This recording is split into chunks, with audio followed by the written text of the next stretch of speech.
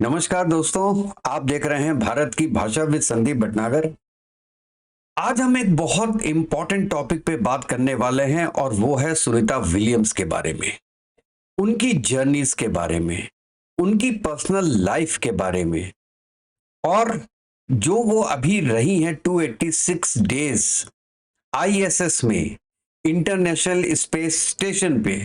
तो ये आईएसएस होता क्या है और उनको रिटर्न कैसे हुआ और किसने फैसिलिटेट किया रिटर्न, और उसके बाद लास्ट में मैं बात करूंगा कि अब आगे क्या क्या वो आगे और मिशंस के लिए जा सकती हैं, और अगर जा सकती हैं तो उसके लिए उनको कौन कौन सी क्वालिफिकेशंस पास करनी होंगी। तो चलिए दोस्तों शुरू करते हैं, और शुरू करने के पहले मैं रिक्वेस्ट करता हूं कि जिसने भी मेरे चैनल को सब्सक्राइब नहीं किया है वो प्लीज मेरे चैनल को लाइक कीजिएगा, सब्सक्राइब कीजिएगा और बेल आइकन दबा दीजिएगा, जिससे जैसे ही मैं कोई नया वीडियो डालूं तो उसकी इंफॉर्मेशन दोस्तों आपके पास तक पहुंच जाए। आज इस स्पेस जो एक्सप्लोरेशन है उसके इतिहास में एक आज बहुत ही हिस्टोरिकल मोमेंट आ गया है, और वो दिन है 19 मार्च 2025 का, जिसमें कि जो वर्ल्ड फेमस एस्ट्रोनॉट हैं सुनीता विलियम्स, ये अपने सफलतापूर्वक मिशन को करने के बाद सुरक्षित पृथ्वी पर वापस आ गई। अब जानते हैं कि सुनीता विलियम्स की जीवन के बारे में। मैं बताता हूं, इनका जो बर्थ हुआ था ये 19 सितंबर 1965 को हुआ था, ओहियो में, यूएसए में। उनके पिता का नाम दीपक पांड्या था। ये एक इंडियन न्यूक्लियर साइंटिस्ट थे जो गुजरात के नवसारी से एक्चुअली ये बिलोंग करते हैं। और सुनीता जी ने ये यूएस के नवल एकेडमिक से इंजीनियरिंग की डिग्री ली थी, और फिर यूएस नेवी में हेलीकॉप्टर पायलट की भी ट्रेनिंग ली थी। तो पहले तो उन्होंने फिजिकल साइंस पढ़ी फ्रॉम यूएस नेवल एकेडमी। उसके बाद उन्होंने मास्टर्स किया था engineering management from Florida institute of technology में। उसके बाद जैसे मैंने पहले बताया कि यूएस नेवी में पायलट की ट्रेनिंग ली, और उसके बाद 1998 में नासा के लिए एस्ट्रोनॉट सेलेक्ट हुई थी। सुनीता विलियम्स ने अपनी पहली जो स्पेस जर्नी है वो 2006 में की थी STS 116 मिशन के साथ, जिसमें उन्होंने आईएसएस जो इंटरनेशनल स्पेस स्टेशन है पर 6 महीने बिताए थे दोस्तों, 6 मंथ्स। उसके बाद वो 2012 में गई थी। उसमें उन्होंने 32/33 के दौरान उन्होंने 195 डेज तक स्पेस में बिताए थे, और इस बीच उन्होंने 7 स्पेस वॉक्स भी किए दोस्तों। स्पेस में चलना, आप समझ सकते हैं कि कितनी कठिनाई की चीज है या कितनी बहादुरी का बात है। मैं तो ये कहूंगा कठिनाई तो वहां पे नहीं है इतनी, लेकिन बहुत बहादुरी का काम है, जाना ही बहुत बहादुरी का काम है दोस्तों। और उसके बाद इन्होंने 50 आवर्स ये एक्स्ट्रा वेहिकुलर जो एक्टिविटीज हैं, जो बाहर की एक्टिविटीज हैं, वो उन्होंने उसके दौरान की थी। लेकिन इस बार क्या हुआ, इस बार सुनीता विलियम्स ने ये गई थी बोइंग स्टार लाइनर के साथ। अपनी इन्होंने जो ये स्पेस जर्नी है ये शुरू की, और ये एक नासा का कॉमर्शियल क्रू प्रोग्राम का हिस्सा है। जो पहले अभी तक गई थी वो नासा के प्रोग्राम्स में गई थी, और इस बार ये कॉमर्शियल क्रू प्रोग्राम था जिसके अंतर्गत ये गई थी। इस बार की जो इनकी स्पेस की जर्नी थी उसमें कुछ अनएक्सपेक्टेड टेक्निकल एरर्स हुए, और जब सुनीता विलियम्स और उनके जो साथी थे एस्ट्रोनॉट, उनका नाम था बुच विल्मोर, इन्होंने जून 24 में, और इस जो स्टार लाइनर है स्पेस क्राफ्ट था उसका नाम था बोइंग CST 100 स्टार लाइनर, इसके साथ अपना मिशन स्टार्ट किया था, और बिल्कुल सफलता के साथ ये डॉकिंग हो गई थी आईएसएस के साथ। लेकिन रिटर्न के वक्त इसमें प्रॉब्लम आ गई थी। प्रॉब्लम क्या आई थी रिटर्न के वक्त? एक में 3 मेन प्रॉब्लम आई थी दोस्तों। सबसे पहला था जो थ्रस्टर होता है वो माल फंक्शन कर गया था। इसमें थ्रस्टर जो होता है वो होता है कि जैसे जो आपका एयरक्राफ्ट या स्पेस क्राफ्ट जो ऊपर जाता है और जो आईएसएस है उसके बीच में जो एक तरीके से ग्लिच होते हैं जो एक को पकड़ के रखते हैं जिससे कि ट्रांसफर हो जाए एस्ट्रोनॉट्स का, वो होता है थ्रस्टर जो प्रेशर अप्लाई करता है। तो उसमें माल फंक्शन हो गया था। दूसरा उसका जो प्रोपल्शन सिस्टम है, इसको कहते हैं आरसीएस, रिएक्शन कंट्रोल सिस्टम, उसमें लीकेज हो गई थी। अच्छा, लीकेज हो गई तो उससे क्या था कि वो उस वक्त नीचे आ तो सकता था लेकिन उसमें डाउट आ गया था कि ये ऐसा ना हो कि लीकेज आ गई है और वो अर्थ तक पहुंच ना पाए। दूसरा ये था। और तीसरा जो था ये थे कि इसके जो बेसिकली ये जो ऊपर मल्टीपल टाइम्स जो डिले हो गया था इसके कारण, उसके रिपेयर के कारण, तो जो रिपेयर भी हो रहा था, ये लोग जो रिपेयर भी कर रहे थे उस पर कॉन्फिडेंस नहीं था इनको कि ये रिपेयर जो है वो सही है कि नहीं है, और तो इसलिए इनको परमिशन नहीं मिली कि you can not come back, और इसलिए उनको 286 डेज आईएसएस में रहना पड़ा। अब ये आप सोचेंगे आईएसएस होता क्या है। जहां तक आईएसएस का सवाल है ना, ये स्पेस स्टेशन है जो लो अर्थ ऑर्बिट होता है, जो अर्थ से 400 किलोमीटर दूर पे इसको शिफ्ट किया जाता है। और ये एक मल्टीनेशनल आपका इसको प्रोजेक्ट बोला जाता है जिसमें नासा है, ये यूएसए का है नासा, उसमें रॉस्कोमॉस है, ये रशिया का है, जैक्सा है ये जापान का, ईएसए यूरोप और सीएसए कनाडा, इन सब ने मिलके इनका सबका योगदान है तो ये बना है आईएसएस। और इसके कुछ फैक्ट्स हैं।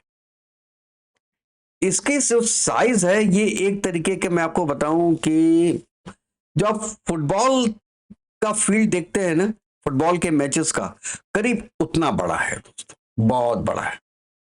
और इसे अगर आप मीटर में बोलें तो 72 इंटू 108, 108 मीटर लंबा और 72 मीटर चौड़ा।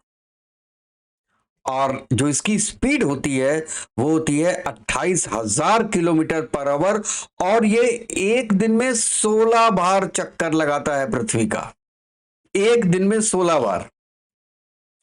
और जो सोलर पैनल्स हैं इसके, उसके थ्रू इसको एनर्जी मिलती है और ये उसके थ्रू 84 किलोवाट ये एनर्जी जनरेट करता है।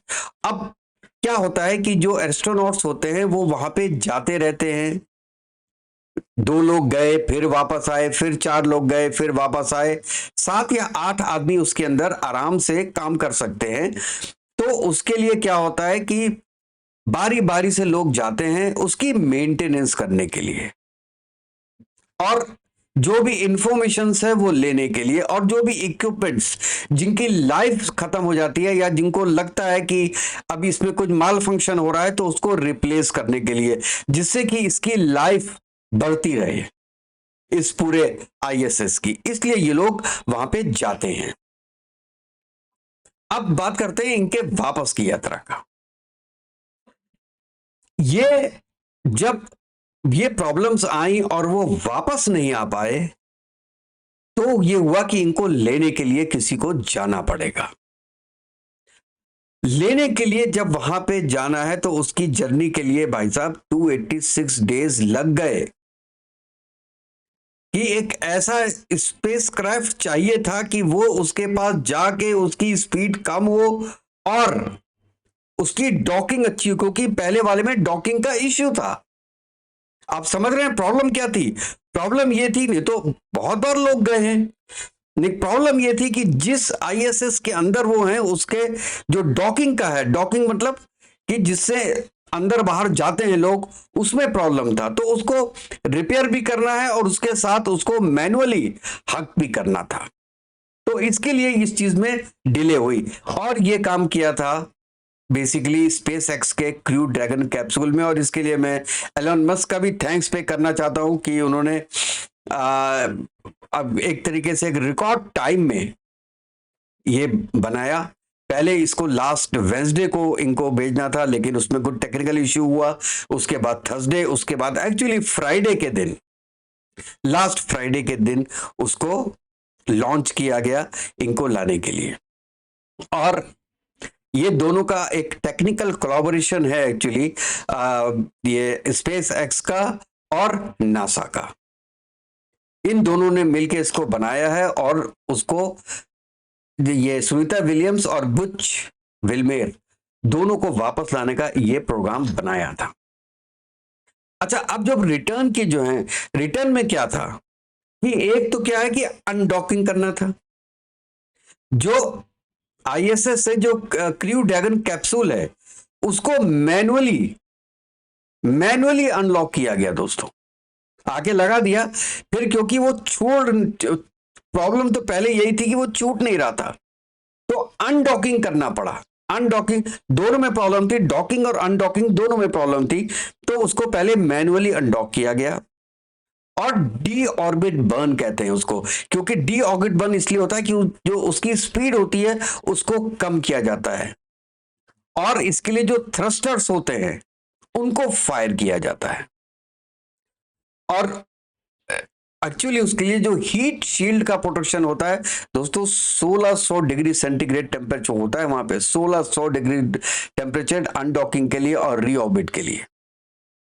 वो पूरा सक्सेसफुल हुआ और उसके बाद पैराशूट डिप्लॉय किया गया, और ये गल्फ के मैक्सिको में, जो गल्फ ऑफ मैक्सिको या वो कहते हैं ना, जो ट्रम्प साहब की वो गल्फ ऑफ अमेरिका है वो, तो उसमें स्प्लैश डाउन के लिए 4 पैराशूट्स इन्होंने एक्टिवेट किए थे, और एक वक्त में पैराशूट्स के थ्रू इनको नीचे लाया गया है। और आज सुबह 3:30 बजे इनकी लैंडिंग हुई है दोस्तों। तो ये पूरा उसका एक हिस्ट्री थी। आपको लेने कौन गया था? उनको लेने 4 लोग गए थे, जिसमें एक रशियन साइंटिस्ट भी था और इंजीनियर भी था। वो एस्ट्रोनॉट तो हो गई होगा। और 2 जो मेन थे उसके अंदर, वो कमांडर मैथ्यू डोमिक और पायलट माइकल बैरेट। ये रिकवरी टीम का पार्ट थे, और 4 लोग टोटल गए थे रिकवरी टीम के लिए उसमें दोस्तों। तो दोस्तों, ये जो स्पेस एक्स ड्रैगन कैप्सूल है, इसकी अगर मैं थोड़ी सी बात करूं, थोड़ा बड़ा हो जाएगा, लेकिन चलिए मैं 1 मिनट के लिए इसके बारे में बात कर दूं, क्योंकि जिसके थ्रू वो आया है। तो स्पेस एक्स जो है वो बहुत एडवांस रीयूजेबल स्पेसक्राफ्ट है दोस्तों। ये बार बार यूज हो सकता है, जो वही है एलईओ, लो ऑर्बिट में वहीं पे सफर करता है, क्योंकि आईएसएस वहीं पे लो ऑर्बिट में ही है। और इस बार जब उसको भेजा गया था तो उसको रेजिलियंस मॉड्यूल के साथ भेजा गया था। और रेजिलियंस मॉड्यूल होता है, और इसमें जो कम्युनिकेशन सिस्टम्स होते हैं वो बहुत ज्यादा अपग्रेडेड होते हैं। और क्योंकि जो लास्ट टाइम प्रॉब्लम हुई थी, जो हीट शील्ड्स हैं वो भी मॉडिफाई करके इस बार भेजी गई थी। और इसमें 7 एस्ट्रोनॉट्स तक सफर कर सकते हैं दोस्तों। और शायद मैंने पहले बोला था कि आईएसएस में 7 एस्ट्रोनॉट सफर कर सकते हैं, लेकिन ये मैं शायद गलत था, क्योंकि उसमें ज्यादा लोग सफर कर सकते हैं। लेकिन ये वाला जो स्पेसक्राफ्ट था, इसमें 7 एस्ट्रोनॉट्स सफर कर सकते हैं। और ये ऑटोमेटिक डॉकिंग सिस्टम है, जो आईएसएस से ऑटोमेटिक कनेक्ट हो जाता है और डिस्कनेक्ट हो जाता है। और ये 210 दिन तक आईएसएस में एक्टिव रहने की कैपेबिलिटी रखता है दोस्तों, 210 दिनों तक। और इसकी जो हीट शील्ड है वो है पीका एक्स। ये एक्चुअली फिनोलिक इंटीग्रेटेड कार्बन से बनता है, तो वो बहुत ज्यादा टेम्परेचर पे भी उस पर इफेक्ट नहीं होता है। और इसमें एक स्पेशल चीज बनाई गई है, वो है इमरजेंसी अबॉर्ट सिस्टम। अगर लॉन्च के दौरान अगर कुछ इमरजेंसी हो जाए तो कैप्सूल को सेफ जोन में भी पहुंचाया जा सकता है। तो this is very advanced reusable spacecraft. अब दोस्तों 9 महीने वहां पे बिताने के बाद अब वापस आई हैं सुनीता विलियम्स और विल्मोर। तो अब इनको क्या है कि पूरे मेडिकल टेस्ट से गुजरना पड़ेगा। और ये मेडिकल जो टेस्ट होते हैं, ये इस बात का अंदाजा लगाते हैं कि एक माइक्रो ग्रेविटी होती है, वहां ग्रेविटी तो बहुत कम होती है, जैसे इंडिया में यहाँ पे जो अर्थ में 9.8 है, वहां पे तो बहुत कम ग्रेविटी है। तो माइक्रो ग्रेविटी में जो उन्होंने समय बिताया है, तो उसका उनके शरीर पे, बॉडी पे क्या असर हुआ है और क्या उनके बॉडी में जो है वो परिवर्तन आया है। तो इसके जो मैंडेटरी जो टेस्ट होते हैं वो होता है बोन डेंसिटी टेस्ट। ये बेसिक रीजन होता है, माइक्रोग्रेविटी ही होता है सब चीजों का, और उसमें देखते हैं कि बोन कितनी वीक हुई हैं या नहीं हुई हैं। दूसरा मसल स्ट्रेंथ, ये असेसमेंट किया जाता है। और उसके बाद है cardiovascular test, blood circulation, heart beat, इनका अंदाजा लगाया जाता है कि ठीक है कि नहीं है। प्लस न्यूरोवेस्टिबुलर टेस्ट होते हैं, वो मोशन सिकनेस होती है, इक्विलिब्रियम का असेसमेंट होता है कि सब कुछ ठीक है कि नहीं है, न्यूरो सिस्टम ठीक है कि नहीं है, मोशन सिकनेस तो नहीं हो गई है वहां पे रहते रहते चलते चलते, क्योंकि बैठ वहां पे सकता नहीं, आदमी चलता ही रहता है, उड़ता ही रहता है हल्के हल्के। एंड साइकोलॉजिकल एवेल्यूशन, वो बहुत जरूरी है, मेंटल हेल्थ, कि मेंटल हेल्थ कैसी है। अगर ये सब टेस्ट में सुनीता विलियम्स क्लियर कर देती है कि नहीं, इनकी बॉडी में कोई इशू नहीं है या 5% से ज्यादा इशू नहीं है, देखिए 1 और 2-3% तो रहेगा जरूर, तो अगर 5% से ज्यादा है तो शायद वो आगे ना जा पाए, जब तक कि वो बिल्कुल उनके जो पैरामीटर्स हैं, टेस्ट पैरामीटर्स हैं, वो नॉर्मल में ना आ जाएं, विद इन 1% ना आ जाएं, तब तक वो नहीं जा पाएंगे। उनको इसलिए हो सकता है उनको कुछ समय तक अभी भी वेट करना पड़े। और अगर इससे ज्यादा उनके परसेंटेज डाउन है, जो वाइटल पैरामीटर्स हैं, तो शायद उनको फिर ग्राउंड ड्यूटी ही दी जाए। तो लास्ट में मैं बताना चाहता हूं कि जब सुनीता विलियम्स पृथ्वी पे वापस आई, तो नेचुरल है कि हिंदुस्तान में भी बहुत खुशी मनाई गई, पूरे वर्ल्ड में खुशी मनाई गई, और हिंदुस्तान में इंडियंस में तो ज्यादा ही खुशी है, क्योंकि उनका बेसिकली जो एक रास्ता है वो इंडिया से है, उनका कनेक्शन है इंडिया से, चाहे वो इंडिया में पैदा हुई हो या नहीं हुई, तो उनका एक प्यार मोहब्बत है इंडिया के साथ। और इसीलिए हमारे प्राइम मिनिस्टर नरेंद्र मोदी साहब ने 1 जनवरी को एक लेटर भी लिखा था, वो एक एस्ट्रोनॉट से मिले थे, तो उसके बारे में उन्होंने सुनीता विलियम्स के बारे में पूछा कैसी हैं क्या हैं, और इवन उन्होंने ये भी बोला कि जब वो ये आपके प्रेसिडेंट बाइडेन से मिले थे, तो भी उन्होंने सुनीता विलियम्स के बारे में पूछा कि वो कब वापस आ रही हैं। इवन जब वो इस बार ट्रम्प से मिले थे, तो भी उन्होंने सुनीता विलियम्स का नाम लिया और उनकी जो है वो खैरियत पूछी, ये बहुत बड़ी बात है। और उसके बाद उन्होंने एक एस्ट्रोनॉट जो मिले, उनके थ्रू उन्होंने एक लेटर भिजवाया। तो नेचुरल है कि लेटर तो नहीं गया होगा, लेकिन ऑनलाइन जो पासेस होते हैं उसके थ्रू उनको मैसेज मिला होगा। तो नरेंद्र मोदी साहब ने उनकी एक शुभकामनाएं दी थी कि आप सुरक्षित वापस आ जाइए, और उनको इंडिया में इनवाइट किया उन्होंने कि आप हमसे जरूर आके, जब इंडिया में आए तो आके हमसे जरूर मिले। और ये बहुत ही एक अच्छा एक वो था प्राइम मिनिस्टर मोदी की तरफ से सुनीता विलियम्स के लिए, तो ये भी एक बहुत बड़ी बात है। अच्छा, अब सुनीता विलियम्स ने आगे क्या कहा कि this journey was challenging, This journey was challenging, but every challenge opens a new door for humanity. I am proud of what we have achieved and grateful to the SpaceX and NSA, NASA for their constant support. अगर मैं हिंदी में बोलूं तो यह यात्रा कठिन थी, लेकिन हर कठिनाई नए द्वार खोलती है। मैं इस सफलता के लिए नासा और स्पेसएक्स का शुक्रिया अदा करती हूँ दोस्तों। तो दोस्तों, ये थी सुनीता विलियम्स की एक और सफलतापूर्वक स्पेस जर्नी, और स्पेस में एक नई ऊंचाइयों को छूने वाली सुनीता विलियम्स दुनिया भर के लिए एक मिसाल हैं, हमारे लिए भी एक मिसाल हैं। और जब इनका नाम लेते हैं तो हमको वो चावला वो भी याद आती है हमेशा।